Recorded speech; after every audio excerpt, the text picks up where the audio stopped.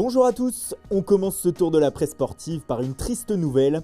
On a appris hier vers 22 h la mort de l'ancien président de l'Olympique de Marseille, Pape Diouf, à l'âge de 68 ans.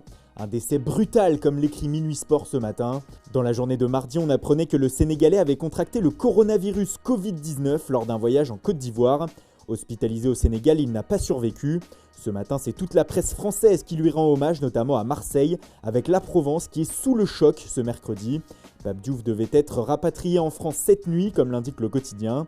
Le journal L'Équipe aussi consacre sa première page à l'ancien président de l'OM. « Notre pape est mort », écrit le journal. C'est une des plus grandes personnalités du football français des années 2000 qui s'en va.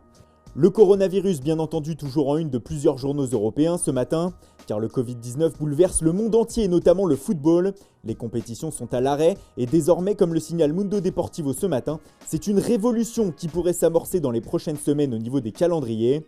Le journal catalan fait un lien avec le mondial 2022 au Qatar qui doit se tenir en novembre et décembre et pour lui c'est le moment de modifier le calendrier des compétitions afin d'être raccord avec les mois de la prochaine Coupe du Monde. Les championnats se joueraient alors en ouverture et clôture d'une année civile pendant que la Ligue des Champions ne concernerait que les mêmes équipes en mode ligue fermée.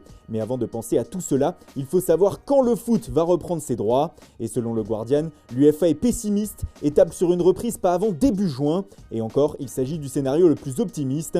En Italie, le Corriere dello Sport explique que le Scudetto pourrait se jouer sur terrain neutre cet été. En effet, certaines régions plus touchées que d'autres par le coronavirus pourraient ne pas pouvoir accueillir de matchs et certaines rencontres devraient être alors délocalisées.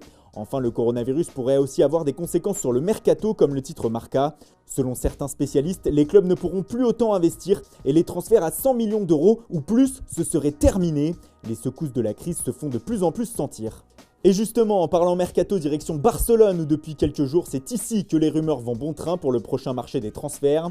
On parlait beaucoup de Lautaro Martinez et de Neymar au sein du club Blaugrana et pour Sport c'est justement le moment du grand débat pour savoir qui le club catalan doit recruter. Et quand le journal pose la question aux socios afin de savoir qui ils aimeraient avoir dans l'effectif, eh bien 53% d'entre eux souhaiteraient faire venir les deux, un rêve qui serait difficile à réaliser.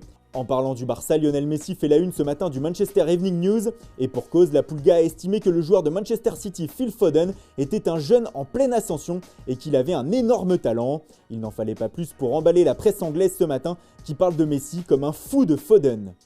On passe au Real Madrid avec la une de AS ce matin qui va donner des mots de tête à Zinedine Zidane. Si l'on en croit le quotidien, 37 joueurs seront sous contrat au 30 juin prochain au sein de la Casablanca avec les retours de prêt. Et donc le coach français va devoir faire des choix afin de commencer la saison prochaine car il ne pourra pas garder tout le monde. Un tiers des joueurs, soit 12 noms au minimum, devraient voir leur avenir se dessiner ailleurs qu'à Madrid selon le journal. Zizou va devoir trancher. Surtout que d'autres joueurs pourraient arriver comme par exemple Paul Pogba. Mais ce matin, le champion du monde est lié de nouveau à la Juventus en couverture du Daily Star. Car selon le tabloïd, Manchester United garderait un œil attentif sur la situation de Matthijs de Ligt, débarqué l'été dernier au sein de la Juventus, mais qui peine à convaincre. Et Pogba pourrait être utilisé comme monnaie d'échange avec la Juventus pour attirer le défenseur central. Une information sur un intérêt de Manchester confirmée par le Times ce matin, qui explique que cette saison, Maurizio Sarri lui a souvent préféré Demiral en charnière centrale avant que celui-ci ne se blesse gravement. Et on termine cette revue de presse en Italie où selon la Gazzetta dello Sport, ça y est c'est fini, Zlatan Ibrahimovic va quitter l'AC Milan à l'issue de la saison. Le géant suédois aurait décidé de ne pas renouveler son contrat à l'issue de cet exercice et devrait donc aller voir ailleurs. À 38 ans, l'attaquant aura quand même rendu quelques services aux Milanais, toujours dans la course pour une place européenne. Milik du Napoli serait désormais dans le viseur des dirigeants lombards, tout comme Salvatore Sirigu, le gardien du Torino, qui pourrait venir remplacer Gianluigi Donnarumma dans les buts en cas de départ de ce dernier selon Tuttosport.